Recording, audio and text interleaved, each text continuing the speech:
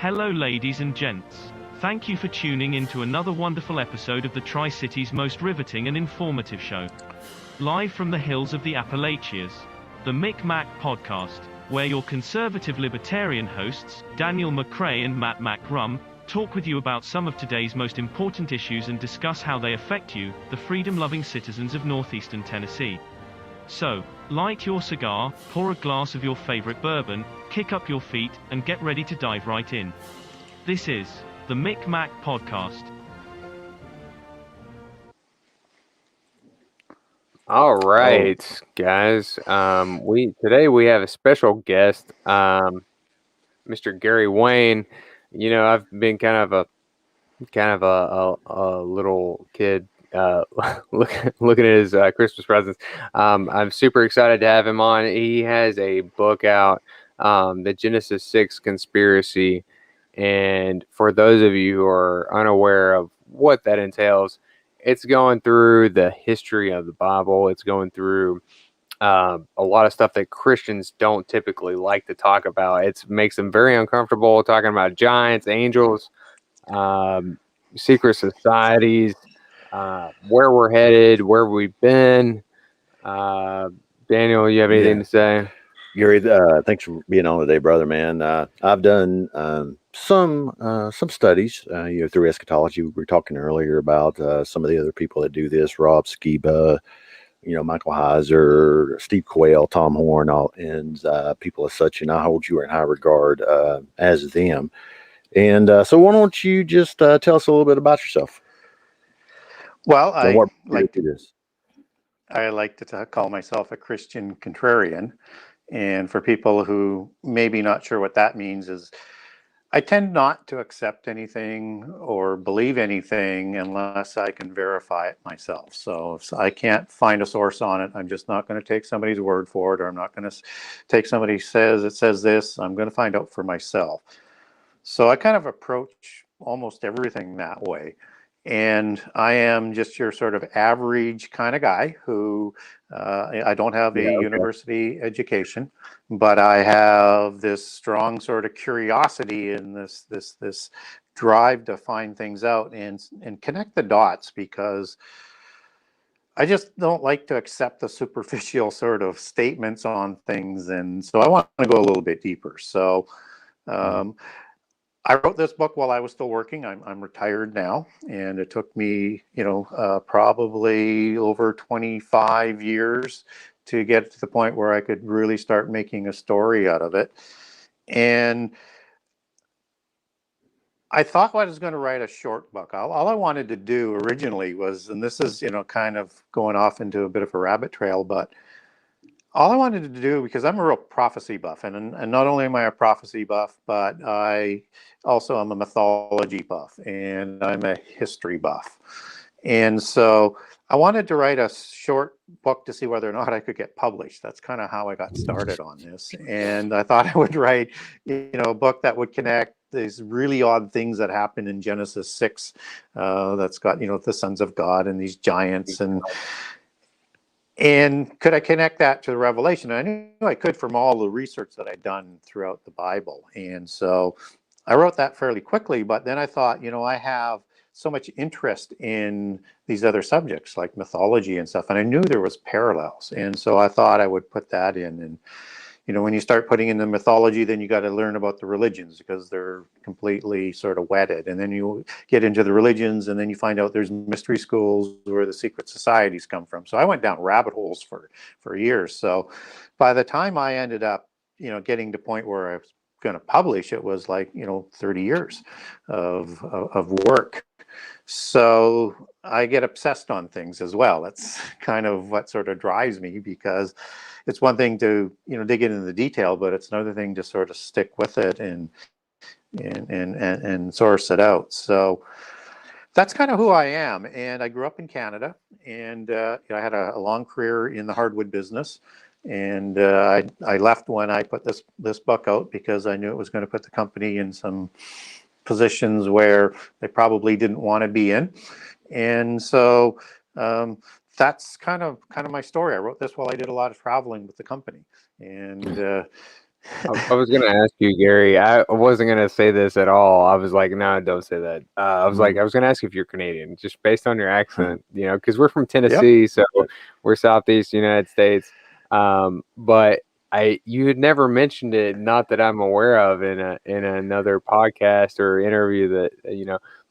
But it was interesting because you said that, previously you were on, you were on a vacation or recently. Did you enjoy yourself?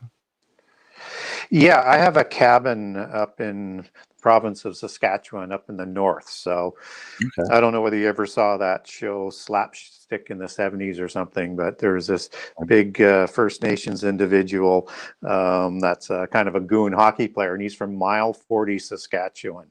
Well, I'm not that. The lake is not far from there, so I'm a huge fan of Jordan Peterson. He's one of my favorites. And this I'm more of a newer believer. I would say that I'm one of those people who back in the day would have said that I was a Christian that didn't understand anything, and one of the things that I saw first was actually one of your podcasts on it was the Feel Good podcast. Are you familiar with that? Does that ring a bell? Yeah. So you guys were talking about the Nephilim and stuff like that, and I was like, whoa, what are these guys talking about? I was like, I thought that I was a Christian. I knew what I was talking about. But honestly, I had missed the whole concept of the relationship between God and humans. And and that whenever I started listening to you guys, I was like, okay, well, they're not just making this stuff up. So can you tell us what is the Genesis 6 conspiracy? So what is the Genesis 6 conspiracy, first of all? But before that, I want to preface this whole conversation with the fact that first and foremost, before you go into these writings or reading the Apocrypha or anything like that, you need to have a good foundation in the Word, because this is what matters. All the other information that we get is that's awesome, but I want to make sure that people know how to get saved. We're not trying to dissuade anyone no, from anything. No, that's not. And the thing is the in your book you cite every single thing that you talk about. It's not like people mainstream media, they'll tell you things, and you just are left up to your own devices. But you actually, like you said, I don't know how many pages you said is actually just references. Yeah. So go ahead and go ahead, brother.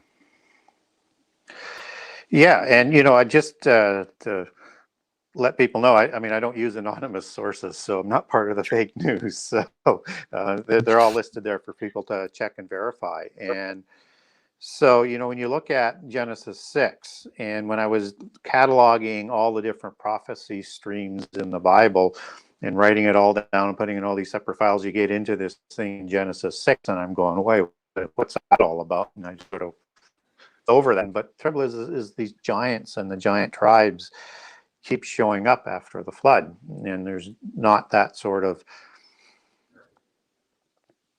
I guess, definition that's talked about it in a way that fits what's written in the Bible, because churches don't tend to talk about prophecy, and they don't tend to talk about prehistory in the way that it should be taught, and in terms of how it's interconnected throughout the whole Bible, and everything that is written in the Bible unfolds from the Genesis chapters. And so it's very, very important context. So the Genesis 6 conspiracy was kind of the question, what is that conspiracy? And I kind of put it right in the title, because the support the title for who want to do a quick jump into the rabbit hole, into a different dimension. If you're not familiar with this, it's how secret societies and the descendants of giants plan to enslave humankind. So you get a pretty good idea of what this thing is going to be talking about. Pardon me? What? So people who might not believe these things, what do you mean by enslave humankind? What is their goal, first of all? Well, their goal is let's back up a step. So the conspiracy part is a group of beings that we're all familiar with in the Bible called angels, and the rebellion that they had against God, and everything that sort of flows in the Bible extends out of that rebellion. So we're sort of intimately connected. Humans are the resolution to the angelic rebellion. So when we're talking about the conspiracy is the fallen angels do not want humankind to be raised up to be like them and then to judge these fallen angels for their crimes against humanity. So the conspiracy is how do you continually bring down humanity to prevent them from reaching their destiny? And we get that first sort of attempt to do so in the Eden account with the serpent and the apple of the tree of good and evil. And then the second revenge is the big one where I lead off in the book with is the creation of spurious offspring, or the offspring of the angels, to enslave and take over the complete hierarchy, elite, governing system, religious system of the world, to ensure they can lead people away from God so they don't reach their destiny. And then this conspiracy resurfaces again after the flood and has remained in place ever since. And their preparation to not only just to enslave humankind, but to try and ensure our obliteration so that we never reach that destiny. And as we look at what's going on in our time today, we see everything that's been built by that organizational structure that controls the complete elite, and they are readily working to bring about the end time so they can have a rendezvous with destiny that is designed to let them live in freedom away from what they would call the evil god of the Bible. So the conspiracy is all the things that they've done throughout and are continuing to do to bring about, to not only keep humans enslaved, but to lead them and ultimately destroy them from reaching their destiny. Okay. So basically what you're saying is this is just, they know that they're going to lose, right? They know that they're going to lose, but yeah, they are. And in a couple of ways. So when the first angels rebelled, they knew how powerful God was. That. Yeah, let's talk about the angels. Sorry, Gary. I'm going to be scatterbrained. Yeah, I'm all over the place. There's so many things I want to talk to you about. So go ahead and continue your Genesis 6 conspiracy. And I'm so sorry for interrupting you. Okay. Let's talk about let's talk about the antediluvian period. Yeah, and how it started. You know, the antediluvian period, and then after the flood. Well, hang on 1 second. Go ahead and tell the Genesis 6 conspiracy, outline, and then we're gonna we have all the time in the world as long as you have. So sure, and we can go anywhere you want, or if you've got a chat room going, any question that the audience wants. So love that. When we're talking about the fallen angels, and that's kind of what we started off with, is that they knew how powerful God was. They knew they couldn't win. They were looking to win a realm on their own, just as Satan in Isaiah 14 wanted to raise his throne up to heaven to be like God, not to overthrow God. They know they can't do that. They deceive their followers. They deceive their followers that they can overthrow God, but they know they can't. And as we talked about some of those revenges that they've taken, they continued with revenges all the way through the epoch of humans, the descendants of Adam, trying to do all sorts of things and creating crimes against humanity. The thing they didn't anticipate was the resurrection. So if they had, as Corinthians talks about, anticipated the resurrection, they wouldn't have seen and ensured Jesus was crucified. And so from that point on, because while Jesus is still in the grave, as First Peter talks about, he's down there talking to those spirits who sinned at the time of the flood. These are the fallen angels who were sent to the abyss, as Jude 1:6 talks about, for their crimes. And 2 Peter also talks about. He is telling them that your rebellion has officially failed. So they know for sure they're going to the lake of fire that Matthew talks about for the fallen angels. And of course, Satan's going to go there after he goes to the abyss for 1,000 years, after the last 7 years. And then after another rebellion, he's going to the lake of fire. So when we're looking at what they've done since the resurrection is only destruction, only to destroy and lead as many people away. They know they can't stop a number of humanity from reaching their destination. And things continue until the ordained time because God is he's Alpha Omega, so he knows the beginning from the end. And he's greater than free choice, but he's ensuring that things are played out through free choice, that all the names that are written in the book of life, that were written in there from before creation, have a chance to remain there or be erased based on your own free choice. And that's sort of, we're in the denouement section. Like the climax of the story was actually at the resurrection. That's when it was sort of decided.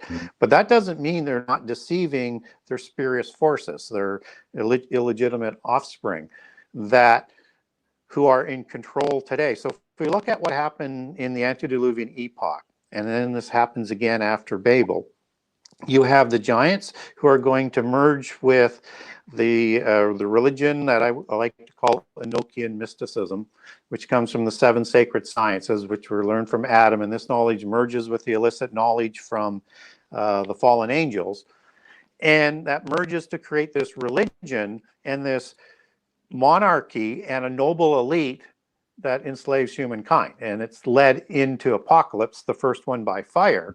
And this whole organizational structure crosses the flood and reasserts that hierarchical organization with controlling the complete elite and the religions, and continues to enslave people in the ignorance of what's really happened in prehistory. And the only thing that we have to hang on to is the Bible that tells us about it. Okay.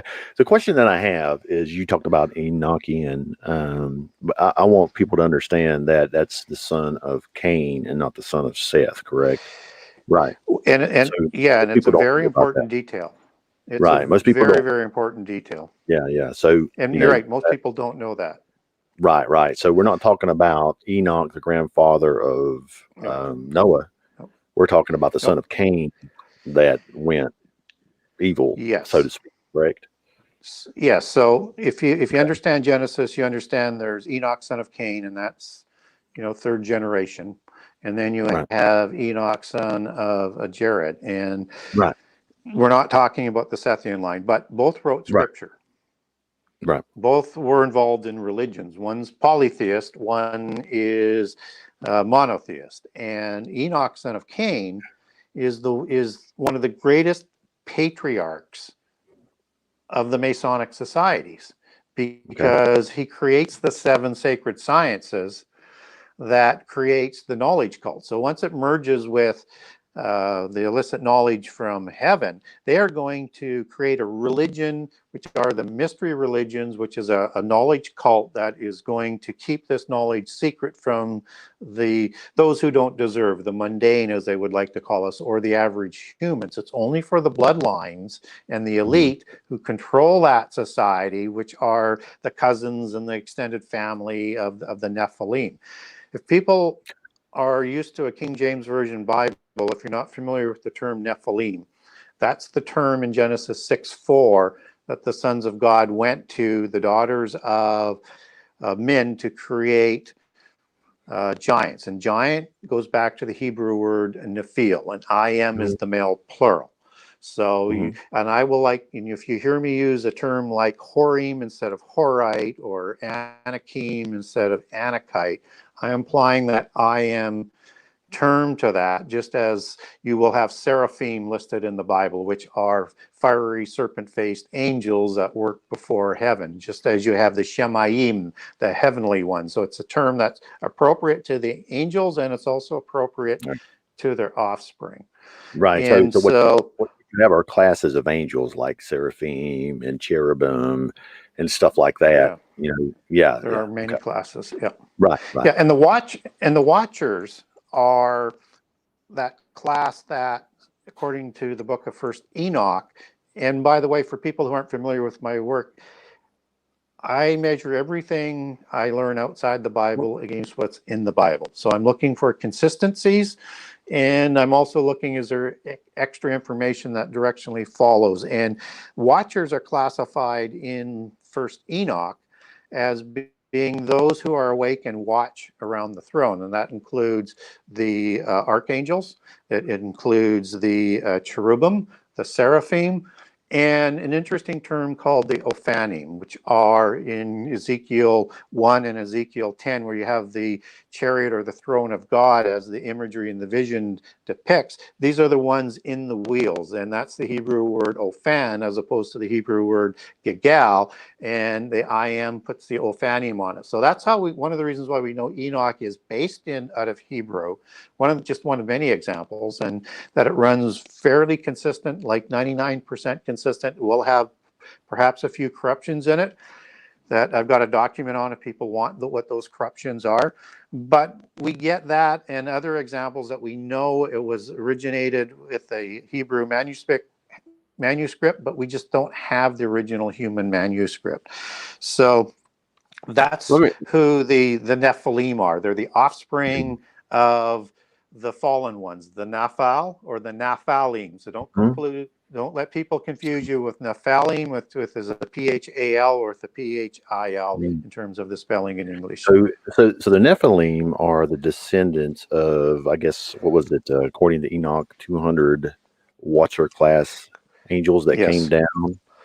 And where they came down was Mount Hermon, which I understand actually means the oath. Can you expand on that? Sure. So they swore the oath on Mount Hermon, and Mount Hermon is probably the most famous polytheist mountain of the antediluvian epoch and then the post-diluvian epoch, because that's where the Baalim set up shop at after the flood. And that's the gods of Baal and the pantheon that they set up. So they swore an oath to under the penalty of complete destruction and whatever the consequence to do this act. They didn't necessarily create the Nephilim on Mount Hermon, but they swore the oath there. We don't have scripture that they were done there. But we're also told that in Genesis 6:4 that there was more than one incursion, so to speak, of this happening, because it says that they did it again. And we just don't know how many times. But that's where they swore the oath.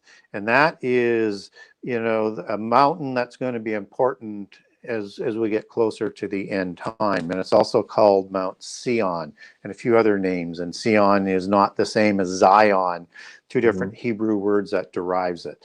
So that's part of the allegories and double entendres and things that they have in the secret societies that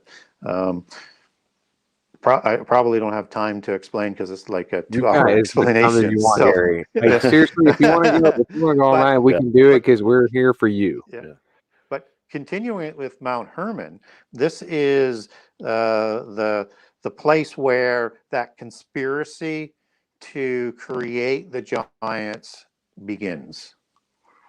Okay. And one should look at, and I'll put this in the new book, how this connects into the Armageddon battle that won't be fought on a plane. It's going to be fought at Mount Hermon. And so it's part of the beginning, and it's going to be part of the end resolution. So. Okay. So we know where Mount Hermon. Yeah. We know the actual Mount Hermon is. Some theologians believe that you were talking earlier about Christ down in Sheol, actually talking to these angels that are bound. Some theologians believe that Mount Hermon is where he might have transfigured. Have you heard anything about that? Like he was, I guess, kind of egging on, the Watcher angels or the enemy to, I guess, push along the situation. Have you heard anything about that? Yeah, there's a lot of people that believe that is the mountain. It's hard to get definite information to substantiate that, but what we do know is that Jesus did go to Mount Hermon, which is in the story of going to Caesar Philippi in the province of Bashan. And that's where he changes Peter's name to the Rock, because that's the church he's going to build the rock on. Yeah. And he's doing it right at the Pan Temple, right at the base of Mount Hermon, which is the rock of the gods, or the gateway of Hades. Right. And he's saying, upon this rock, Peter, I'm going to build my church on. Right. And so Can you tell the difference that is between... in direct denunciation and Right. telling them that your control over this earth is limited in time and scope, and this begins that march. Yeah, yeah. And like Peter's name, you can correct me on this. It's the language that he was using there was Petra and Petros. Yep. One is an immovable rock, and the other one is a movable one, which I think Peter's name is the movable rock. So he can run around and tell the gospel. Yeah. Yep. Cool. Awesome. So and Sorry, Gary, we're going to put up so many stumbling blocks in front of you. There's no stumbling blocks. It's just I want people to understand Well, the information. There's so much. So It's so amazing. And you have the Pan temple there. And what's interesting about that is Pan is a satyr god. He's a degraded fallen angel. And a satyr is a devil goat god, as it appears as a devil god, and as it appears as satyr in the King James Version Bible in Isaiah 13 and Isaiah 34. This is the degraded form of angels that weren't sent to the abyss. So you get lots of them in that you see coming out throughout history. You've got interesting names like Baphomet, which is the god the Templars worshipped. He's a goat god. You've got Azazel, who's the leader of the Watchers. You've got Bacchus, which is the Roman satyr figure. You've also got in the Etruscan pantheon Cernunnos, and also in that's Cern in the Etruscan pantheon, and Cernunnos in the Druid religion of the Celtic religions of Great Britain. So this is a common sort of order of these degraded angels, ones who didn't go to the abyss. So.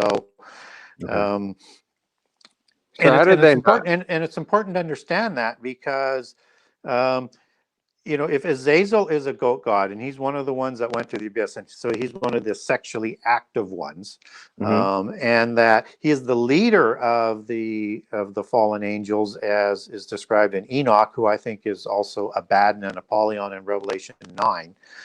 And again, if people want to get a hold of me, I got a great document that'll connect that for you. But he is the individual that Jesus is sort of speaking to at that Pan God, who's in the abyss at the entrance to the Rock of Hades. I mean, the coincidence is just, you can't describe it as a coincidence, because Jesus is there for a purpose. He did everything for a purpose. He just didn't sort of wander around haphazardly. Everything was designed to fulfill his holy commission. So all of these things that people overlook are interconnected. Right. And that's what I try and do for people.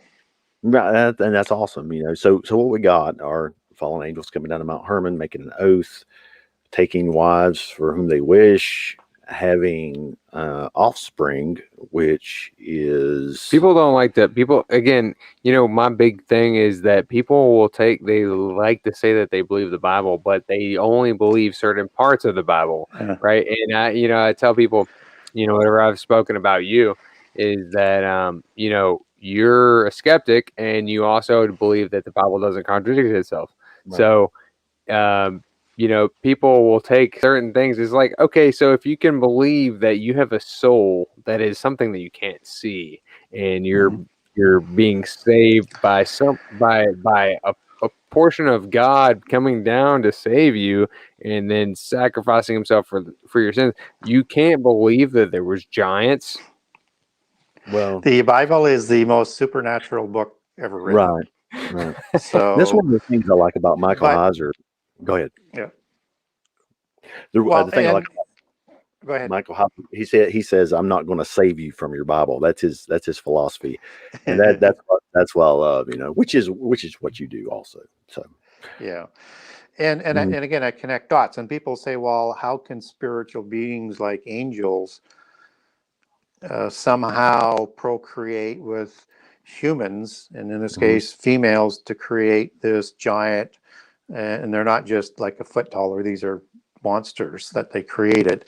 How is that able to happen? And it's got a lot to do with not just being a contrarian, but understanding what the Bible is talking about. So the Bible talks about the spirit beings who live in heaven. That's where the angels come from. And the watchers, we do get that in the Bible. They're called watchers 4 times in the book of Daniel, and they come down from the throne.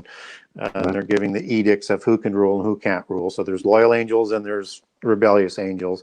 In Daniel 4 is talking about the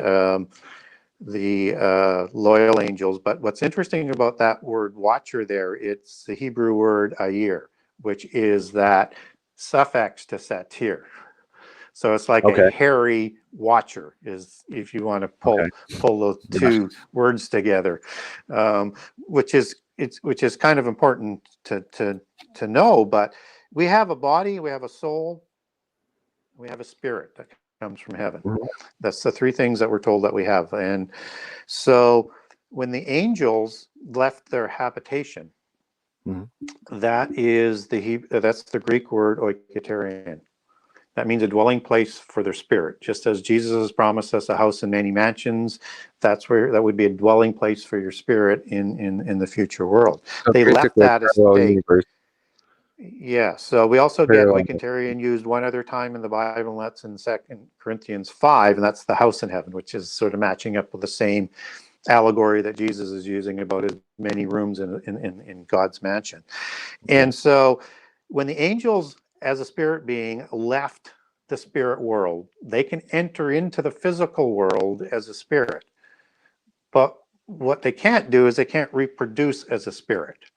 But they have the ability to create a physical body. And we know that because angels appear as human beings, ones that sometimes we recognize, sometimes that we don't, and in other forms throughout the Bible. So they eat, they drink, they touch, they interact in the world.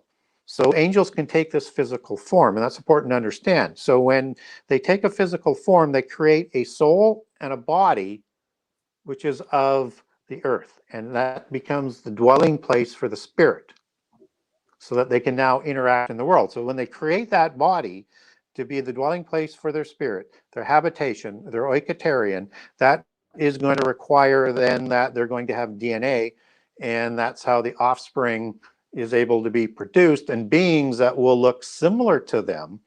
And if you understand that these watchers that rebelled, and also at least in the first incursion, these were the seraphim angels, the serpent-faced angels, and they produced offspring that would have looked like them. So not only they were giant, they were serpentine looking. Gary, how do we know that they're? How do people know that these angels are serpentine? Like how? What? Well, not how do they know? We know because of the text, but how can we connect that with what humanity has understood as, because I love to read about the Anunnaki, and you hear people talk about, oh, we have these lizard people in government, and those kind of things. I don't want to sound crazy because we're obviously not crazy people, right? We like logic, and we like truth, and that's all that we're doing is seeking truth. And truth is stranger than fiction. So can you explain to us how it is that people think that we have these serpent-faced lizard people, existing? Well, do you know about the word Nakash in Yes, Genesis? I do. Okay. So it means it can mean 3 different things. As a noun, it's a serpent. Well, we also have whenever you have pictures of the Egyptian gods, they have different know, faces. So go ahead and tell us about Nakash there in Genesis, or whatever the word related. serpent and what it means. Yeah, we pronounce it Nakash. The Hebrew Right. pronunciation would be more like Nahash. Okay. And this is an intelligent, walking, talking, intelligent being Okay. that is communicating at that time with Eve, and its Mm-hmm. definition is a serpent, Right. and its etymology in Hebrew goes back to being like an enchanter or a sorcerer. One So who this practices being is a serpentine being, and it's already in sort of the confines of following the fallen angels and probably seraphim angels, and that this would have probably have been the most favored being of the seraphims because it would have looked just like them. Now, Okay. this is the being that is either probably being coached. Some people think avatared. And if you, and there's two terms in the avatar, there's avatar and avatara. So the angel that would be involved would be the avatar, and the receiving of that spirit is the avatara. That Satan or Azazel, depending, or Gadriel, as some people also bring out, because that's in the book of Enoch, and that could be either a name for Satan or another name for Satan or another name for Azazel. But anyways, some people think that, and I think this is possible, that he was acting as an avatar for the Nakash to be able to help deceive Eve and eat the apple from the tree. Now, we get a biblical example that Satan can do this because he did it with Judas to get him over the hump, and typically to betray Jesus. And the avatar is something that comes out of polytheism as well, done by the fallen angels, so that Vishnu would have avatared, according to their religion, Buddha as an example, and Vishnu would have avatared well over 10 times. And so he brings wisdom and power to. So this Nakash is the one that is doing the deception, not Satan. And it's actually because you don't get Satan's actual word in there, but you know he's going to be part of it, right? Right. And it's also the Nakash that is the one that's punished. Satan doesn't go to the abyss for, as some people believe, having sexual relations with Eve, which I'm open to, but I can't prove it biblically. And if, in fact, it goes the other way. But it's the Nakash that is punished. So he has his arms taken off and his intelligence taken away, his legs taken away, and his voice taken away, and he has to go on the ground. So in the occult, what they believe is that not all of those were destroyed. Okay. That the Gary, fallen angels, let me interrupt you real quick. Okay, go ahead. Sorry, I was just going to tell you that just listening to you speak, I just really want to reaffirm that I appreciate a Canadian not just taking life as a joke. Okay, because I know you guys have a ton of comedians. I mean, I can't name one comedian that's not a Canadian. Okay. It was just something that came to mind, and I just wanted to let you know that I appreciate your guys' contribution to society and to the Christian faith. And you know what, I'm so sorry because you were going somewhere, and I'm so sorry, but continue. Well, I was just talking about this serpentine being, of how possibly they might show up. And again, in the occult, they believe that Nephilim survived the flood. Okay. And that And angels helped them Gilgamesh. survive. So it's consistent to that. Yeah. Well, the Epic of Gilgamesh has second incursion and survival. So Gilgamesh and Enkidu is our second incursion. They're created after the flood. But Upnapishtim and all of his family, they're also 2/3 God and 1/3 human, just as Gilgamesh was in Enkidu. But that's a survival story of giants on the ark, not a human story. So the occult and the polytheist religions believe that a number of beings survived the flood, not just the Nahash. So you've got a group that they like to talk about in terms of the fairies or the elementals, the rudiments as they sort of Yeah. show up, and also elementals in the Bible. And that's the lowest category, and below Nephilim. In the elemental category, there are 4 categories. Most of them, and I write about 3 of them in the book, they are the fairy people. So there's good looking ones, there's like leprechauns that are the mischievous ones, and there's the ugly ones that are like the hobbits and the dwarves and the elves. And then you have the 4th class, which are larger than the little people, and that's the salamanders.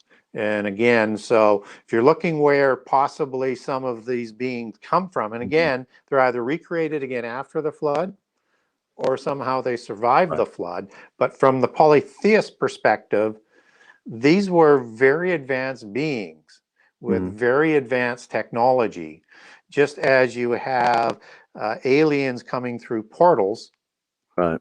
you have what they call a group in the gnomes as looking after the genealogies, technology, and having the ability to have what they would call flying machines or flying saucers that come through portals or come through fairy bounds. And these are what they call the grays. And these are the gray gnomes, and they look identical to the gray aliens. Whether or not that's true or not, that's what they believe. So that's exactly what I was actually getting to. I was hoping that you would actually talk about that regarding the Nakash, So I do believe it's Dr. Michael Heiser that actually says, Nakash, it's according to how they use it. It can mean 3 different things. It's a serpent, it is a shiny being, and it is one who practices divination. And if you think about it, these gray aliens that people talk about, they're serpentine. They do have shiny bodies, and they definitely practice divination. They practice evil, to an extent, because you always hear about them abducting people and stuff like that. So, I mean, and that's a common trait with that shining aspect, and it's particularly predominant with the giants, with the Nephilim. Right. And so they were called the shining ones, just as the Tuatha De Danann or the fairy shining ones. And where they shone from was their eyes. So these large, wide, wraparound eyes glow just like what you would see in the Stargate series, and similar to that, but it would light up a whole room. And it was, again, one of their traits, not only with the original ones, but this serpentine look and their size.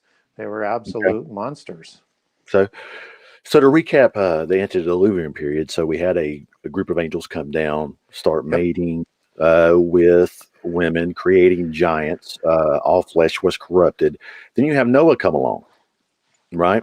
And then you have the flood period. So tell us about how the information got, besides some of them maybe surviving the flood, how that information, it was written down on a couple pieces of stone or something. So as we talked about this organizational structure, part of that was the mystery schools, which is where the secret societies take their origination from. So in terms of what the Masons believe, and Masons is the precursor term to Freemasonry. Freemasonry is more of a modern term, and the Masons would have been the bloodlines of the Nephilim. And they were called, and they're Royal Masons as we would understand them today in today's hierarchy. And Freemasons are right at the bottom, and the Royal bloodlines are at the top in the hierarchy of secret societies. So they take their beginnings back to Enoch as being one of the great patriarchs, or in Lamech, and there's 2 Lamechs in the genealogies. The Lamech of the Cain line is a great patriarch, and the 4 that are listed as his offspring are patriarchs, and Tubal-Cain would be the most famous of that. And they're developing these sciences, and they develop the mystery schools and the secret societies to develop the disciplines of these various sciences and knowledge in the antediluvian epoch that I think they took to a level that was beyond what we have today, and we're still catching up. That's another rabbit hole. But when we talk about how this knowledge that is so strong, so powerful that they can create structures that we can't build today, whether it's Machu Picchu or the pyramids with all of the sacred geometry, astrological alignments, Cyclopean, numerology, you name everything that they put in it. And to the exacting detail that they do. This is an example of the knowledge. Lamech is around for the time of the flood. You get two different versions coming out of the history of Freemasonry that was written down in a book called The History of Freemasonry by Albert Mackey in the 1800s, which is part of the Polychronicon, which is their oral traditions that go back into the mists of time. He writes that, and in these histories you have the pillars of Lamech and the pillars of Enoch. I think it's the pillars of Lamech, but either way, they write down the basic information to the sciences and the knowledge, but the key is that it's going to survive an apocalypse by fire, or it's going to, and the other one would survive an apocalypse by water. So this information is going to be passed on, and it has directions to the location of Enoch, son of Cain's 36,525 books of knowledge that are hidden under the pyramid, and stacked in 9 vaults. And a fellow by the name of Hermes finds the pillars after the flood, gets the knowledge, brings it back to Nimrod, and we see some of that knowledge being exhibited with them building a city, building a tower, and that we're told that anything that they're doing with one people as one language, nothing will be prevented them from them doing. So this is sort of a quick example of how that knowledge and religion crosses the flood. So this Enochian mysticism and this cult of the knowledge and Gnosticism and Gnosis and comes together at Babel, which is the root allegory for the end time Babylon religion, because Babylon comes from Babel, and is an archetypical figure with Nimrod as being an Antichrist type figure who is operating over a universal religion that, again, is sort of the root for some of the allegories for end time prophecy. So that's how this knowledge and organizational structure crosses the flood. And then Nimrod, after Babel, he stays in Sumer, which is Shinar, and he's going to intermarry in with the Rephaim bloodlines. Which is Iraq, correct? Which is today Iraq. Shinar is in Iraq.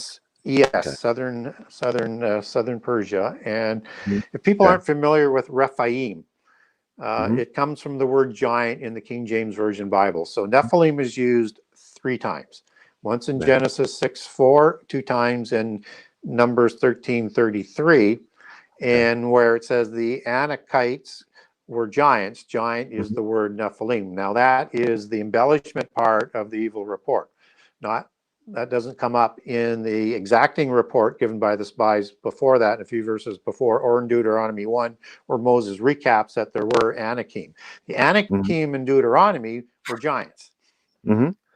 And that comes from the word Rapha and the I am Rephaim. So those are post-Diluvian giants. Nephilim were before the flood, and they're somehow distinct. So this is how that knowledge survives, how the religion survives, and shortly after Babel, the Rephaim, with this Enochian mysticism, which is the modern pantheon that was spread all around the world of polytheism, is put back together with the giants, and they quickly take control of all education, the complete noble elite, and humans at the bottom, and set up their feudal system again. Okay. So, so we know, like you were talking about, I think you said Numbers, correct? So we know that when I guess Joshua sends his spies into, I guess what would be called Israel now, they come back and he spots the Anakim and he says, "Hey, we're like grasshoppers to these individuals," and stuff like that. So, so we got the giants that are still there. And of course, let's talk about as they go in, and then if you want to mention David and Goliath at some point with this.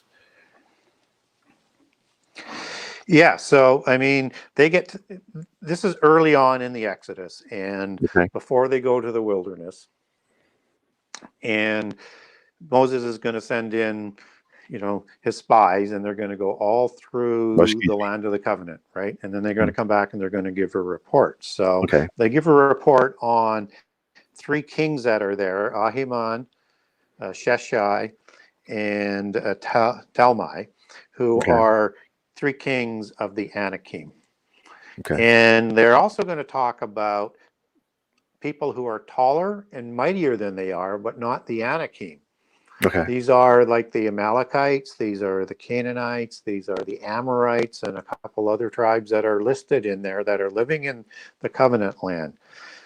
These are different than the Rephaim, but they're still taller and they live in these mighty walls. And so these are the peoples that they're going to be going up against. And this is not very well explained to people in the churches today. So when we talk about who these other taller people are, they're the people that are working with the Rephaim. And the Canaanites make up most of this in the land of the covenant. There'll be other ones, but so if you look at the Genesis 10 and 1 Chronicles accounting of the giants, of the Canaanites, you've got 3 patriarchs that are named. You have Canaan, you have his son Heth, and his son Sidon. And then you got 9 other tribes that don't have a patriarch. But they're the families, the different, as you take that back to Hebrew, it's a different species of people. These are hybrid humans. And the reason why they don't have the patriarchs is that Rephaim patriarchs aren't recorded in the Table of Nations. So when you look at who the father of the Enoch were, the Anakim, that's a fellow by the name of Arba, A-R-B-A. And he and also the patriarch of the city of Kiryat Arba, which is Hebron, where Talmai, Ahiman, and Sheshai came from, as they sent the spies in. So they mated with the descendants of Canaan, Heth, and Sidon to create hybrid humans. Okay. So they would have been 6 to 9 feet tall compared to the size of the giants. Now, we understand 400 years or so later, when David is going up against Goliath, that Goliath, who is a Gittite from Gath, is 6 cubits and a span tall. And if you're using a standard cubit of 18 inches, that's going to put him about 9 feet 9 inches tall. But most of these were kings of the cities and royal bloodlines, just as So they're Enoch. bigger. So they used royal measurement. They used a royal cubit on them, and that would have been 21 inches. And that would have put him as big as 11 feet 3 inches. So quite a bit bigger. And then Og, his bed is 9 cubits. So that's going to, and 4 cubits wide. So, that's going to be 7 feet wide, 6 to 7 feet wide, and it's going to be like 15 to 16 feet long. So that's going to make Og even larger. Right? Because he's going to be probably somewhere between 12 and 15 feet tall. And he's the last of the giants, the last of the Rephaim, the last of the second incursion after the flood. And so he would be probably taller.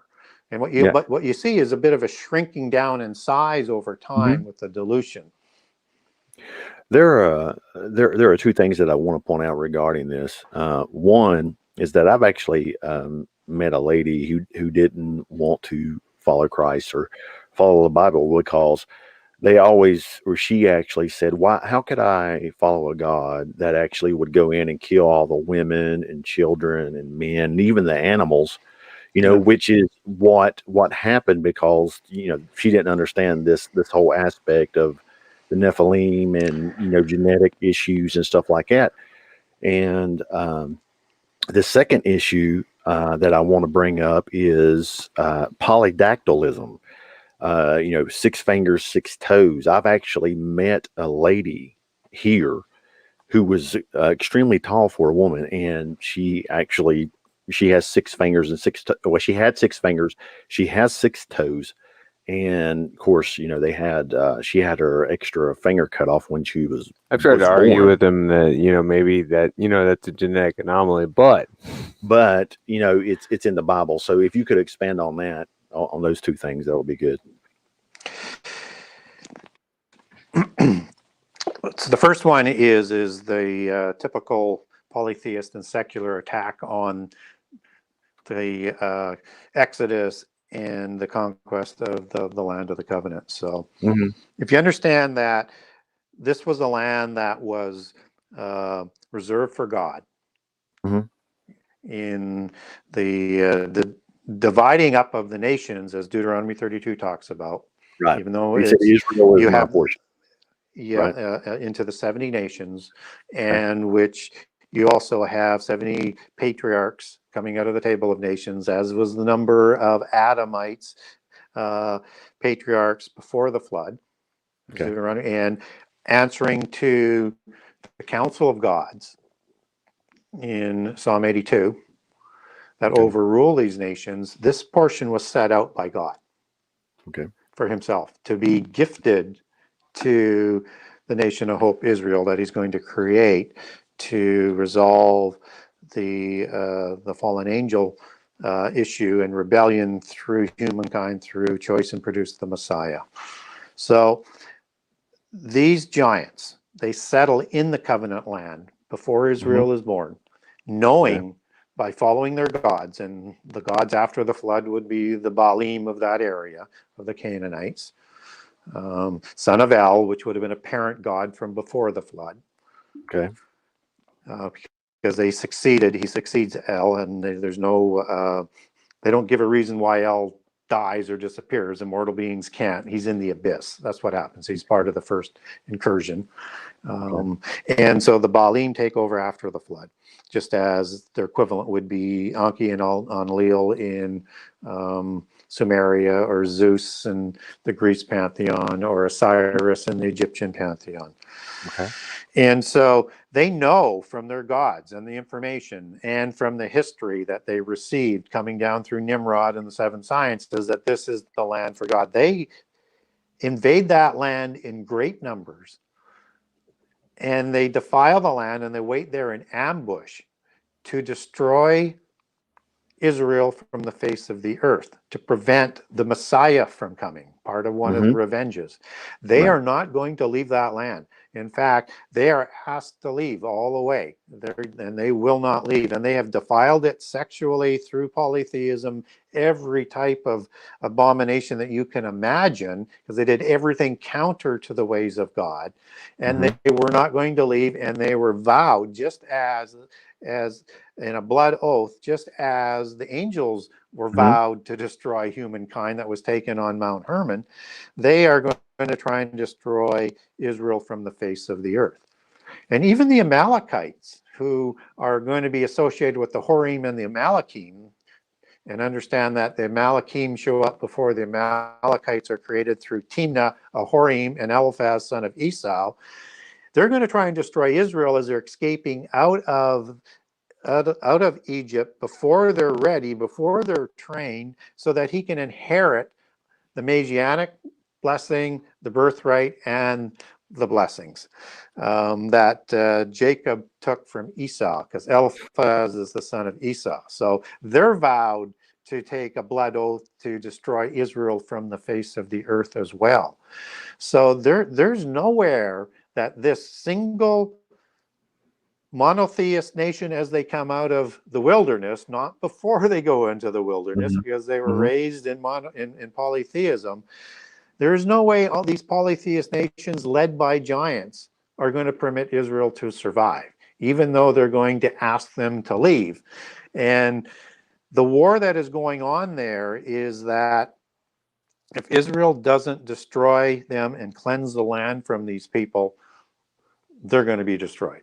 But God says he's going to be with them, and actually sends out hornets before to just, to disrupt these giants, so that the Israelites can go out and slaughter them. But they all had a chance to leave, and every portion along the way from Jericho forward, they're warned that they should leave. Mm-hmm. But Right. they all come out to do battle with them, and so it's Right. going to be winner take all. But this You're- is about getting the land back for God and bringing about the Messiah, and that they're going to have to learn to fight because the whole world is against them, Is both against them. Yeah. visible and invisible. Right. Gary, let me ask you this. So okay, so you've gone through the history of this. What can you tell us about the ancient histories of humanity that can be explained through the text that you're talking about, through the examples that you're talking about?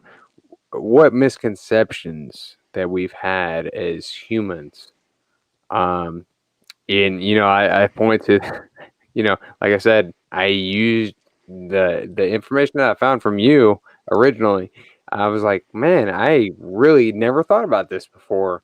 The heroes of old, the mighty men, those people were actually offspring from angels. And you have these different tribes, they're worshiping different gods. Then you look at the Greek culture, you look at the Roman culture, they're worshiping these people. And what they are is actually angels and Mhm. offspring of angels. Sure. Yeah, so what evidence do you have of that, or can you explain it to people? Because I would be terrible at that. Yeah. So I think Let's he's talking about Greek mythology. let's use the Greek culture, which is probably the easiest way. And again, I know a lot of people like to dismiss Greek myth as myth, as opposed to the Greeks looking at it as their history and their religion. But Mhm. everybody's welcome to their point of view. And it's not that I Sure. think everything is accurate that they put down, but there's certainly a lot of accuracy in some of the overlapping details. So in the Greek history, again, you have a flood, right? Well, you have an antediluvian period and you have a post-diluvian period.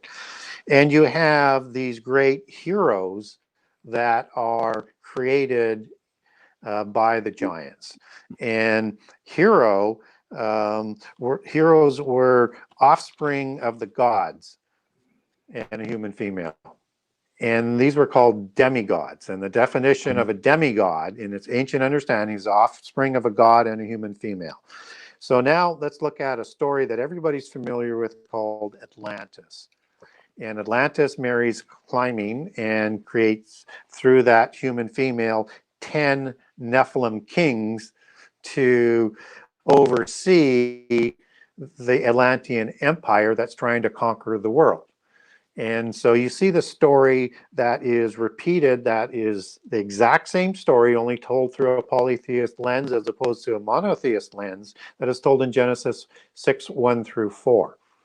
And then again in Greek mythology, you get like the offspring gods, like the Olympian gods, and they're creating giants after the flood, like Hercules, right? Like Hercules is the son of Zeus, for example, right?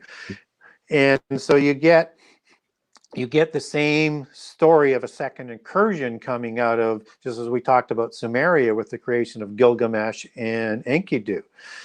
Mhm. And so you get this repeated over and over and over and over. It's on every continent around the world, in every culture, and in every religion. There's a flood story, and in most all of them, there are giants, and giant survival stories or how giants show up after the flood.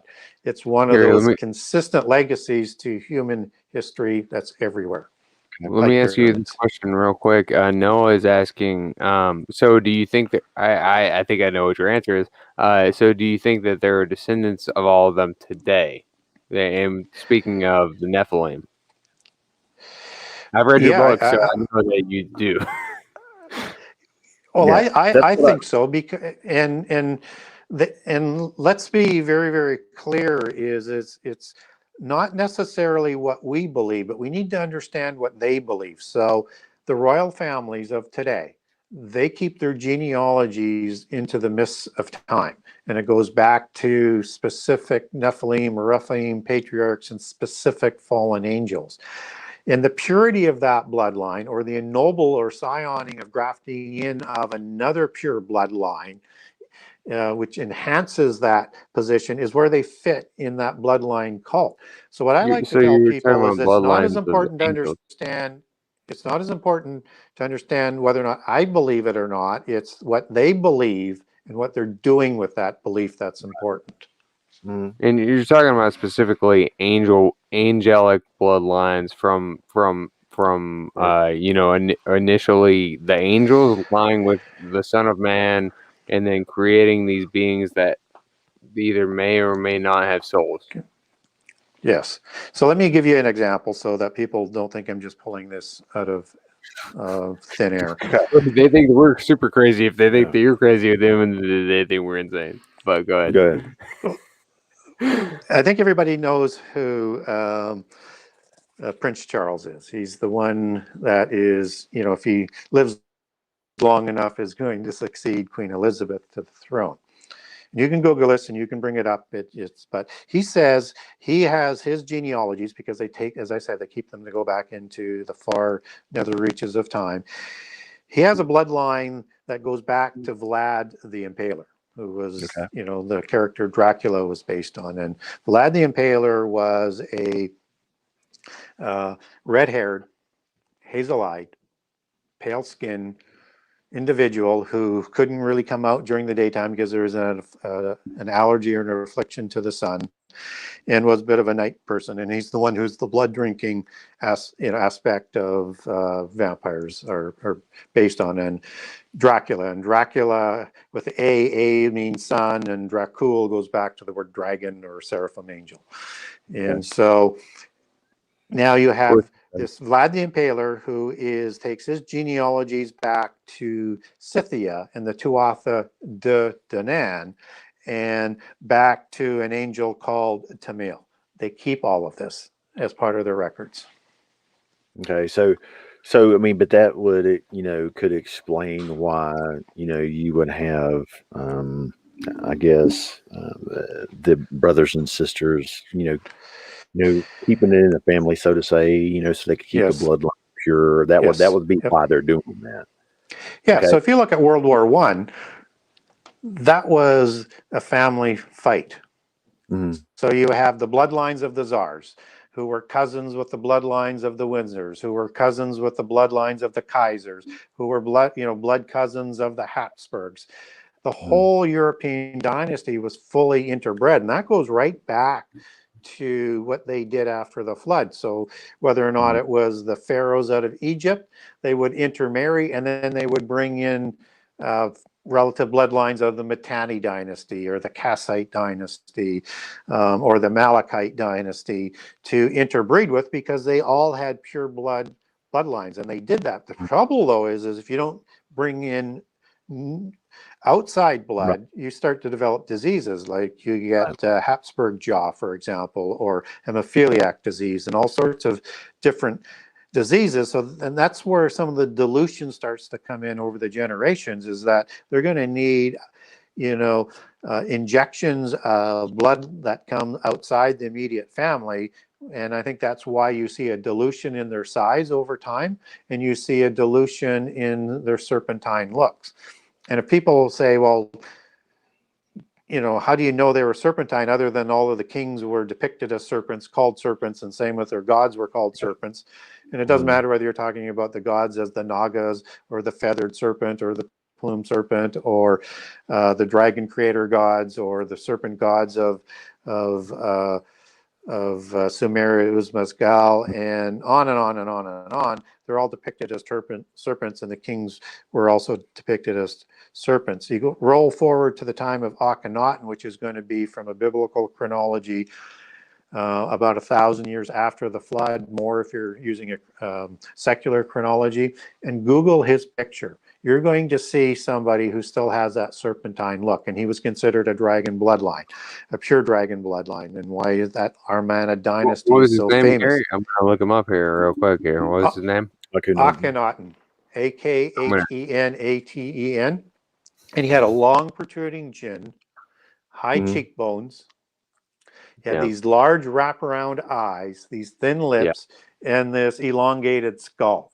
And you look at that, you see the looks of a serpent. And that is 1,000 years after the flood, using biblical chronology, and more if you use secular chronology. Right there, yeah. And of course, that elongated skull is part of that look. And the thing you can't create with an elongated skull is the sutures that they don't have, that humans have. Yeah, the midline.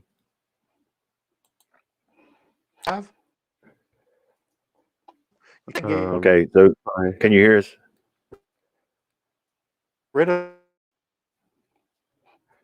Sorry, Gary. Looks like we got a little bit of issue there. Can you hear us, bro?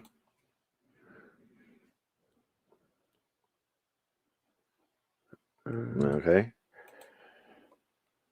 Which is what happens when you go live. This is what happens when you go live. So from now on, no more looking up stuff. No more looking up stuff. Yeah, so hopefully he'll get back in there with us in a second, guys. So as we're talking about, that's one of the reasons I actually brought up the 6 fingers and 6 toes was. There he goes. Here he goes. Okay. That's one of the reasons I brought up the 6 fingers, 6 toes as a segue to actually get to the point to where we understand that these beings could pass their bloodlines on down today. Because one of the things that I want to get to is what or where everything is going with everything to this. Get into how do we go down to one viewer? Eschatology. So as soon as we get Gary back up, that's what we'll do. So yeah, that's messed up. But the name of his book, guys, is the Genesis 6 Conspiracy. It's so informative. If anyone, it's very easy to read. It's 800 pages. Yeah. They're very short chapters. And each one of the chapters has a different topic. It's not like adding to, but that's the thing is people again. There he goes. Gary, it looks like is showing that you. There you go. Add to stream. Yes, sir. Sorry about that.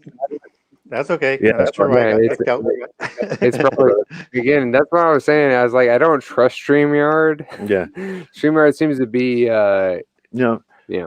So I was explaining to everyone while we were having the technical malfunction is that the reason I brought up the 6 fingers, 6 toes is to actually bring us to today and maybe some eschatology regarding what's going on today, what is going on tomorrow regarding this subject of study that you have. That was the most important thing to me whenever I was, I found your stuff probably at the beginning of the summer, and I was like, wait, this seems very applicable to today. Yeah. I was like, wait, I thought that, tribulation is going to be, way down the road. And, I was talking to someone at work last night is, everyone thinks that tribulation is going to occur during some other period of time. They think that they're not going to have to go through it. And I was like, well, okay, so give me a better example of a time where tribulation would occur. And, and the thing is, we're being manipulated. We've been doing it with plants for the past 50, 60 years. And now we're doing it with humans, right. Which would be the times of Noah. Yeah, exactly. Gene manipulation, stuff like that. So if you want to expand on that, whatever you want to say about that would be fantastic. Yeah. Well, the question always gets to be is, how does this, where are we today in understanding this, and how is that connected to the end time, and are we in the end time? And so, I always, what I do in terms of, Gary. Are we in the end times? Yes or no? I think we're in the fig tree generation. And so you think that within the next 10 years, maybe? No. you can't say that, but I would say the time of sorrow because all the things. Yeah, and we're in the birth pangs, Right. Yes. Right. La Palma. Well, and we look at, if you look at the pandemic that's gone on with COVID, we've Mhm. had pandemics. I would expect stronger pandemics to continue. The birth pangs are wars, rumors of war, 1, Right. pandemic 2, pestilence 3, and earthquakes. And earthquakes are Right. increasing. And the beginning of sorrows, that whole allegory, Mhm. as it's defined in the Bible, is like giving birth, which means the pains get stronger and quicken as you get closer Negative to the feedback. time of the end of the age. And so these are going to get stronger, and it's important to understand that in terms of the allegory of it. And I let Jesus define as much as possible, so I stick Right. very closely to what Jesus said, and that allows you to understand the chronology of Revelation. So as you get closer to the last 7 years, you're going to see all of these birth pangs working together and getting stronger to the point where the seals in Revelation 6 causes 25% destruction. So we're not there yet, but we're possibly Right. starting to see it. And then 33% for the trumpets getting stronger, and 100% with the wrath bowls in the last 3.5 years of the last 7, which would be 100%, except Jesus steps in and prevents us from destroying ourselves. But what we do know is that pandemics are going to be a significant part. And what's interesting as you look at Revelation 18 is that we're told that Babylon, the end time universal religion, which isn't here yet, Mhm. so we have to have that. We don't have world government. We have to have Yeah, that, The right? NWO. But Babylon is going to lead the whole world astray and deceive them through their sorceries, or magic spells in other English translations. That Is word that word sorcery, pharmakia? yeah, goes back to Okay. 3 words: pharmakeia, pharmacutus. Anyways, there's just variations of sorcerer, sorcery, sorcerers. So, and what's interesting about that is that's the root word for pharmaceuticals, Right. right? And that's where the Oh, vaccines are imagine coming that. from, Yeah. right? And So let me what's ask you real quick. Did you see the new governor of New York? Did you see her statement saying that that the smart people have been vaccinated, and that she needs people to be their apostles, and that God created the scientists who created the vaccines, who've created, because I will tell you right now that based on the science, just investigating the science, I don't tell people to get it. If you're at extreme high risk, maybe, but you should make your own decision. Talk to your doctor. Daniel is the same way, and the Talk to your problem doctor. is that I don't see the vaccine as the issue, but the vaccine passport. So, what is your opinion on that? Well, a lot. So, I mean, one of the things that that they didn't do in the U.S. by the Biden government is permitted AstraZeneca. That's the old style of vaccine that derives from the virus that you put in to let your own immunity give you immunity. Attenuated virus. They wouldn't permit it, so that you have the RNA technology and the mRNA technologies that, sending a message into the cell that has the ability to access the genes down the road when they want to do it, and it's sending a message to attack a single protein. But they didn't give people a choice to do a standard vaccine. Now you marry that up, and I'm not saying the vaccine is the mark of the beast, and I'm not saying that we're at the mark of the beast. This is building towards it. So we have vaccine passports in place where I am. I took AstraZeneca. I refuse to take the mRNA technology, but I take lots of vaccines. So as long as it's old technology, but let me finish, please. So now they've instituted a vaccine passport with a QR code,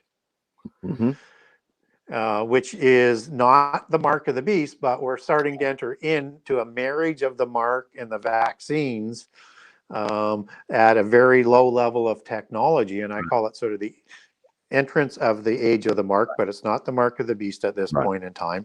And the mark Well, of the beast is going to have all sorts of technologies. What was interesting back in 2017 at Davos is that they imagine the implant system that can work at that DNA level, that can send messages using bots and nanobots and things like that, and will be linked into AI and quantum computing and this massive beast system that they're assembling in parallel lanes right now is going to be delivered through the healthcare system, because people will demand the implant for their healthcare.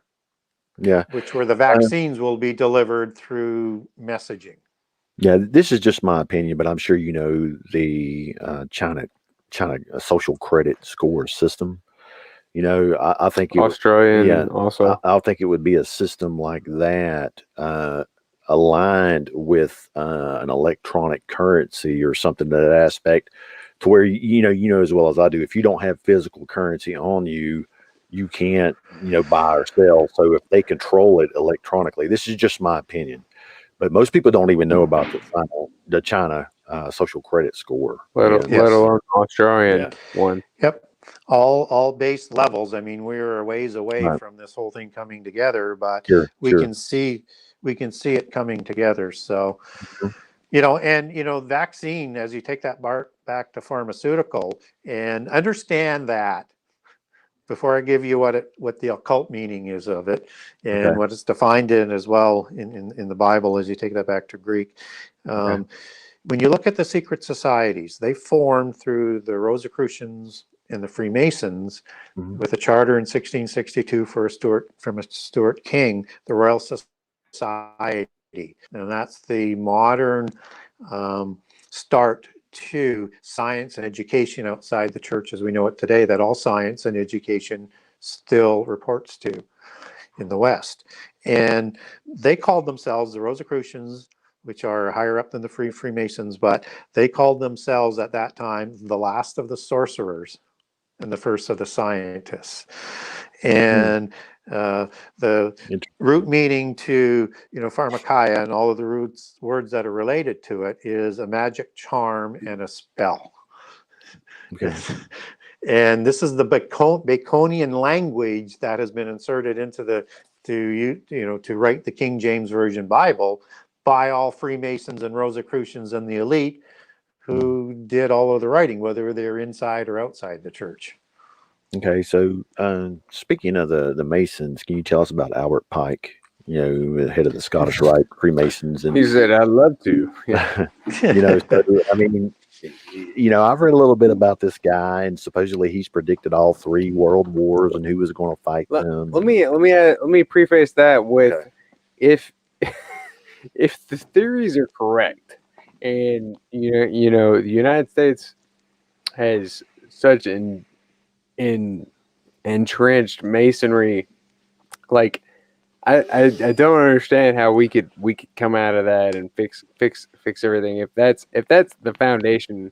I mean, obviously it is. You have the the all-seeing eye and the eye of Horus and everything about Washington D.C. is Mason based, and then you have all these founding fathers. I don't understand, what exactly we're supposed to do, but maybe you have some insight into it, and I'd love to hear you talk about it. So feel free to take it away.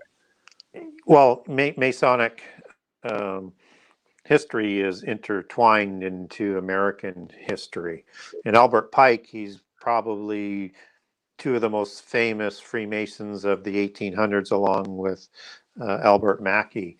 I think Albert Mackey is one to listen to a little bit more closely. Albert Pike, I mean, he said some audacious things and was quite clear as to who they were worshiping. But but it's that overall Masonic intertwining in with the American history, and the Rosicrucians, they start up with an event called the cutting of the elm in 1188 after the fall of Jerusalem, after the Templars fall, and a lot of the inner hierarchy of the Templars splits away because they think the Templars have lost their way and have become greedy with the banking and everything else that they're involved on. And then they're not even there to help for the Templars when they fall on 1307. But you've got the Rosicrucians, which are a key bloodline organization, which still even has today 50% at the top as bloodline members, and the rest are lower bloodlines. And Okay. after the fall of the Knights Templar, they decentralized the Templars. So the Templars are the central organization to all the modern Western secret societies today, as it splits out into this long trunk of organizations with branches coming in to the middle. The Templar dream was to set up the nation across the sea, and understand that they explored North America before Columbus did. In fact, Columbus even bore on the Santa Maria, the head ship, a Templar flag, because that's likely where he got his mapping from to go over to North America. But they saw developing America and Brazil, but Brazil didn't exactly pan out for them, but to be the models for the world government that's going to be working with a world religion as an example and as a springboard to help bring this about. So what it's imagined with America is that it would be a constitutional republic that would protect their polytheist religion.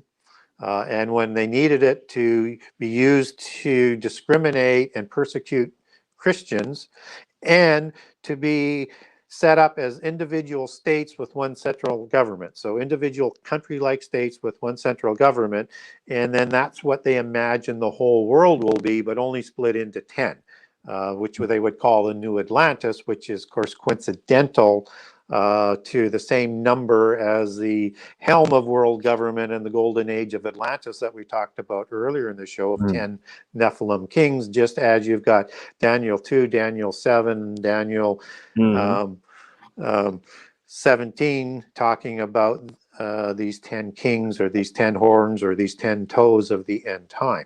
So you have to understand that the whole concept of the creation of the U.S. was to bring about world government. Now the U.S., because Christianity was so strong in the Americas, that they need to degrade the U.S.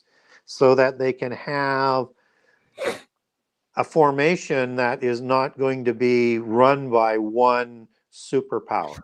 And there's going to be 10 groups of nations, not one. You know, when it says 10 kings, that means of an empire. So it's too much. Yeah. So, you know, you can expect the Russians to have a group of countries or a sphere of influence, or a trading bloc, or the Chinese, or, you know, and the Club of Rome, which was set up in the 1960s, you can Google them, and how they've separated the world into those 10 groups of nations. It'll probably change from that, but that's the basic plan that they have. I actually think that you'll have Canada, the US, Britain, and Australia all in one group, as opposed to the NAFTA. Yeah, I don't know. Trudeau seems pretty freaking crazy.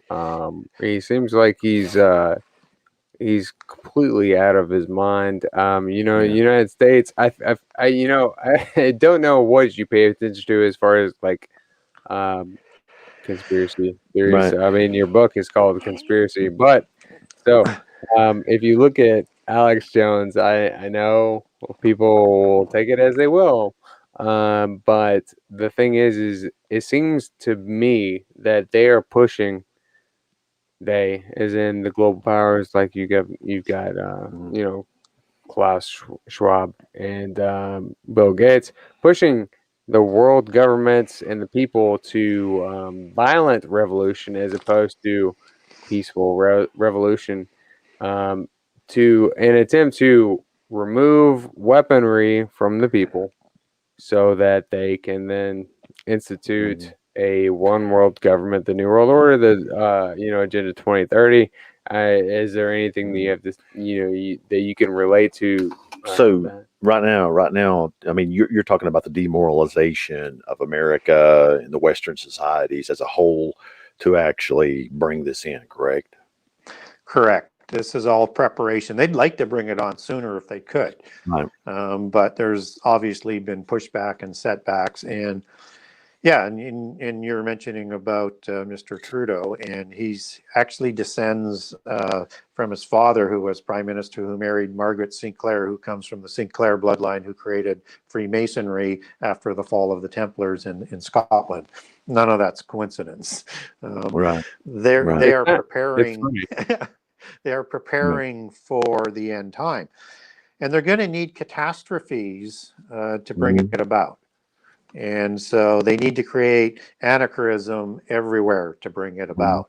So you have to have perpetual war, you have to have terrorism, you have to have degrading of Western cultures, because they can't raise, well, they could, but they don't want to. They don't want to raise everybody's standard of living up around the world. They want to reduce the standard of living of the West to create this perfect poor society. So you have this old feudal system, right? Just Right. the wealthy Serf- elite and all the people who are uneducated and are totally dependent on those that are running things. And that's their sort of vision of socialism through oligarchs who are going to run things. It's National Socialism. And National Socialism is not right wing, it's socialism. The Mhm. only thing that is further left than National Socialism is communism and anarchism. Mhm. So, Well, I mean, this socialism is, leads to communism. So, I mean, it's all in yeah. the But same it's mantra. funny. Yeah, It's so funny. it's Socialists don't even know the socialism on a global scale that they're Right. trying to bring about. Right. So what exactly can't like I like to go back to Matthew is as in the time of Noah, so it'll be the time of the end of man. What what really scared me, kind of jolted me again, is whenever I heard you talking about these things. So what we're doing now, and what I'd mentioned earlier, is that we have been doing gene editing for plants for the past 50, 60 years, right? We've Yep. GMO plants. What we've been doing since at least at the very minimum 2015. I don't know if you've seen the video of Bill Gates in front of a group of people from DARPA talking about the gene expression for fundamentalism, for spiritualism.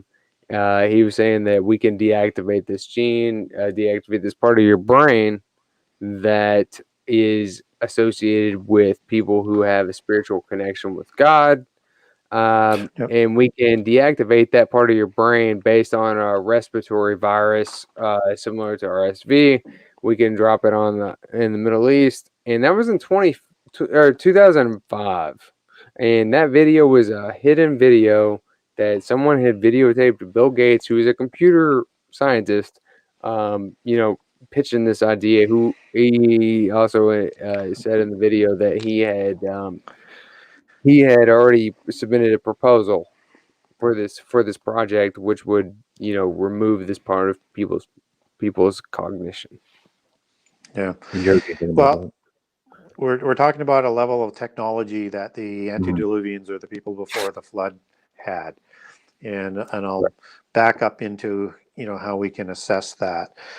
And so, as you've mentioned a few times, Jesus said, and it's the exact same words that are used in Genesis 9:21, even though you've got Greek in the New Testament and Hebrew in the Old Testament.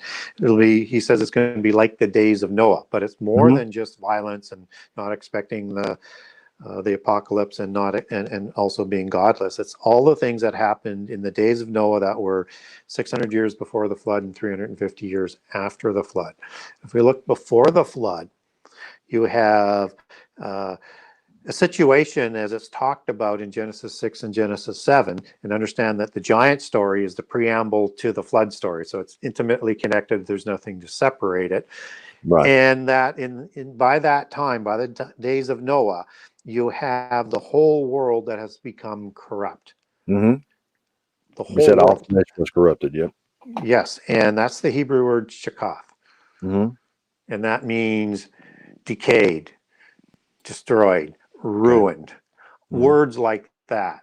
The whole world, not just the violence, the whole world was corrupted. And that Mhm. means the plant genomes.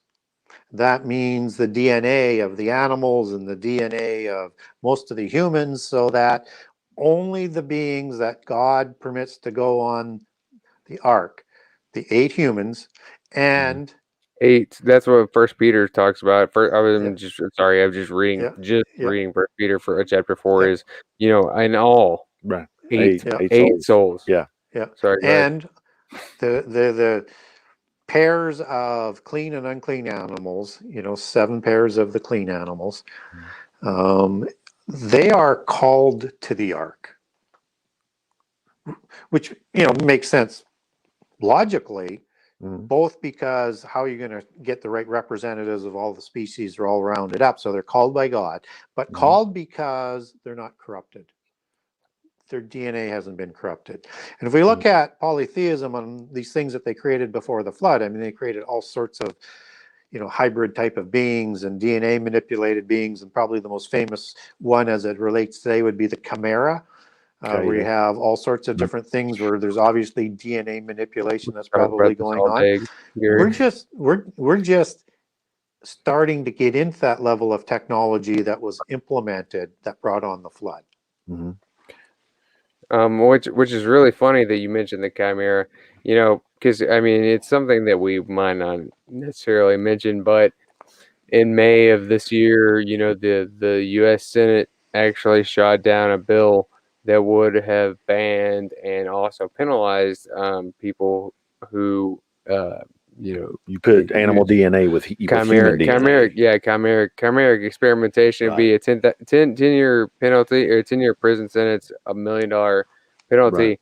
But what's even crazier is that last year, in January 2020, the Department of Homeland Security submitted a patent request for a technology very similar to the mRNA vaccine that also cited the use of proteins that were chimeric, using upwards of 30 different animal species in the creation of the proteins or utilization of the proteins, because they can take a protein whatever they want and then have your own body produce it. Yeah, it's all, I mean, it's again all being developed, and it's not quite there yet. But if you can imagine those creatures that are described in Revelation 9, not the scorpions that come out of the beast, but the weaponries of war in the 200 million man war that matches up with Joel 1 and 2, with the same kinds of creatures. These are DNA manipulated, chimera type biological beings created for war. To me, that just makes sense of what is going on in some of those descriptions. And I think, again, what the fallen angels that are not in the abyss, because only the fallen angels that, did the worst crimes against humanity and the impassioned ones went to the abyss, both before and after the flood, I think, with the second incursion. That leaves a whole host of these angels that are rebellious that have been out there ever since. And so what we're seeing is a ramp up of our technology to get us to a point where we're going to be able to stand with them to fight against the God of the Bible and his angels. Yeah. One last thing about eschatology I want to actually expand on, which actually is in Matthew 24 also, is something that's going on today. As it says, is nation against nation. A lot of people don't know that Greek word is ethnos, where you get ethnicity. Yes. Which is, you get people groups against people groups, which is what is being pushed by, proponents of the left mainly. So you got That's critical race theory, yeah. So we assume that you're along that you have political views similar to what we have. So we're not trying to alienate you if you have different views. That's absolutely fine. No, and that's cool. And that's cool if you do. That's no big deal. But we've been on about 1 hour and 40 minutes. I would love to have you back on to actually delve into eschatology.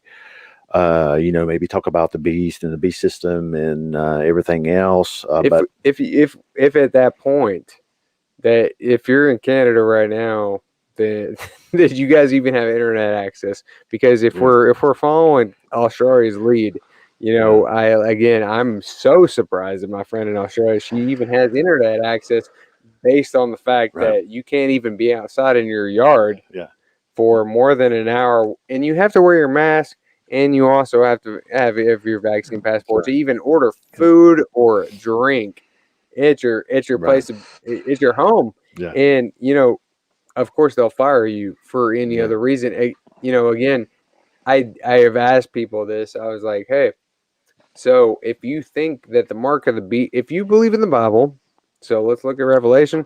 So what exactly would be the situation or the scenario where you think that the mark of the beast would arise that would be different than the situation we have now, where you have the governor of New York asking for discussing being apostles and spreading the word. Well, it doesn't matter about the vaccine. It's the vaccine passport again.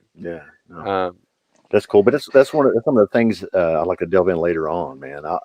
I just want to thank you for coming on and delving into this. I mean, we kept you for an hour and 40 minutes, bro. I mean, I could have talked to you for 3 hours. We could, I mean, 3 or 4 hours, and we will. I'm hoping that you'll come on again and invite me back anytime. All right, that's cool. Yeah, absolutely. And if we get deep into the eschatology of it, I probably should, give people my approach so that they understand it, so they can evaluate it. It doesn't take long to do, but it'll make a lot of sense to people in terms of how you don't get trapped into the usual pitfalls in believing in something that's not going to turn out, because to me, there's a way to understand prophecy that is quite simple, and if you do that, you don't get the contradictions. So, can you give us before we end that, tell people, we want to know before, tell us now. Just give us an example. Tell us now, of that. Jerry. Come on now. And people can get a hold of me. I'll send you the document. I have 10 points that I do, but the main. Go ahead. If you will, send that to us and we'll read it and we'll discuss it next time. But go ahead and give us an example, bro. Yeah. So the main thing, which I put down on the list, not because of it's important, because it's the most important thing, is I put all prophecy around what Jesus said, not vice versa. Yes. And so I don't apologize for what Jesus said. I don't try and rationalize it. This is what he said. Now, how does all prophecy fit? You do that, you get rid of the contradictions. And the thing that I really dislike about how so many will approach prophecy is they leave out the inconvenient passages. It's all got to fit. Right. And the only way to do that is put it all around what Jesus said. So you have to include all of it. I think you need to understand prehistory to understand prophecy. Yes. Because the allegories are all there. Which is why we have the Old Testament. Yeah, and I think you have to keep all of the prophecies separated to Israel, to the lost tribes who will awaken in the end time, and to the prophecies for Judah, and again, those separate from the church, so you don't get them confused. Yeah, so it's not a Merocentric. Yeah. So and then even you've got prophecies that are assigned to Ephraim or Manasseh, then you have to assign those to them in the end time as well. So it's those sort of basic things that just keep you in that sort of lane where you can fit everything in. But the key is to place everything around Jesus' chronology, both Old Testament and New Testament, and everything fits. Okay. And I also think that Revelation is linear, just like the Bible is linear, and it's literal. Okay. So those are the main points. Well, yeah, and so again, the reason that I think that it's so important that Gary, that you get your message out is because that people again think they'll believe in certain parts of the Bible and they don't believe in other parts, or they'll believe in it. Yeah, okay, tribulation is going to come. I'm gonna come whenever I'm alive. Well, you know what? I told Daniel this other day. I was like, if God is going to allow the apostles to be tortured and murdered for the good of the church, then what hope do we have to say that, oh no, God's not going to let us have to suffer? No, it's a test. And that's my opinion. Well, Um, and you look at what we're told in the New Testament is that we're going to have to go through tribulation. All Right. Christians go through tribulation. It's just the level at tribulation, and there's more than one tribulation. Right. So you have to understand that. So there's the tribulation of the saints, and there's a tribulation of the world. So when Jesus in Matthew 6-8, it talks about some of the birth pangs that you're talking about. It also talks about the affliction that we're going to go through. And that's the Hebrew word Philippes, or the Greek word Philippes, which is the same word that's used for tribulation that's used later on in Matthew and used in Mark. That should be translated as tribulation, because that's a tribulation of the saints that happens before the abomination, and is the tribulation of the saints that are shown up in Revelation 7, that those who are the first fruits who were martyred are going to wait for. And we also are told in Revelation 2:8-9 that there will be 10 days of tribulation. And so and 10 years. Revelation matches up very well with Daniel. So if one day is a year, like in the last week of years, that means there's going to be 10 days of tribulation. There's going to be 3 years of tribulation before the start of the last 7 years, during the rise of Babylon and the universal religion that brings Which about could the be world government. the beginning of sorrows. It's so confusing because of the time that we live in. We have, you could say, the mark of the beast. You got your cell phone on, it's right here next to your head, and then you have it on your hand. You can buy and sell stuff, and then at the same time, you got the vaccine passport. Whereas, in Canada, they're gonna make you have to buy and sell with it. In Canada, I mean, in New York City, it's the same way. Australia, it's so confusing that people don't understand. But the problem, the main point that I thought was so important is that these things are real, and that people have to realize that we are nearing those times. I don't know what other way to say it. Well, I don't know what other way to say it. But the information that you give is it's really driving it home. Is like, well, okay, so people are like, angels are laying with or with humans and blah, blah, blah, blah. They don't believe that stuff, but they believe other parts in the Bible. And I'm like, dude, bro, look, they just shot down a bill in the United States Senate that said that they were trying to ban chimeric research. They shut it down. Yeah. So, and that's the thing, bro. So what I would like to do, man, if you could send us that information on your 10 points, we'll go over those, read it. Yep. I'll go back and read the eschatology. We'll talk about Thessalonians. We'll talk about Timothy. We'll talk about Revelations. And then we'll get together and we'll have another one on just eschatology together, brother. Yep. I look forward to having many more conversations with you. It's fantastic. I thank you so much. Thank you so much for taking time out of your day. Yeah. I mean, you're a super busy guy. And so just so people know, where can they find your book at? Yeah. Best way to find my book is through my website, the Genesis6conspiracy.com. Okay. That's Genesis 6 with the number 6. And when you go to the website, you'll get a generous excerpt of all 98 chapters. So you'll know whether it's the book for you or not. Right. And it's a big book. And you can also get a signed copy. I mean, honestly. You It's can a get a big signed copy from me there. And you Right. can link over as well to Amazon for the Kindle digital version if you want that. Okay. Or you can also link over to barnesandnoble.com or amazon.com and buy a copy there as well. So that's the simplest way.